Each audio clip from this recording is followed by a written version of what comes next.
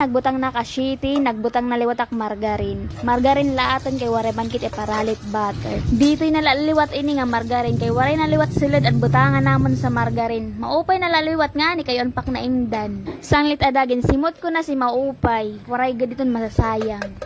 Yan na naman ginggisa ko na ang lasuna. Sayo ni kabulang ang lasuna pero mali ka dito'y. Ginbutang ko na liwat ang sibuyas. Tapos nagbutang ak oyster sauce. Okay na ang mga pampalasa, ibutang ta na ang lobster.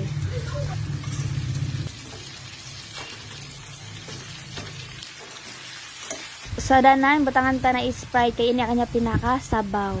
In bago ni Papa sa dinang kuno siya dito, kay nauuhaw kuno siya. Tapos in butangan ko napdamo nga paminta para marasa. Ito na guys, ang akong diluluto na lobster. Ginuhulat ko na lang siya na magkaladkad.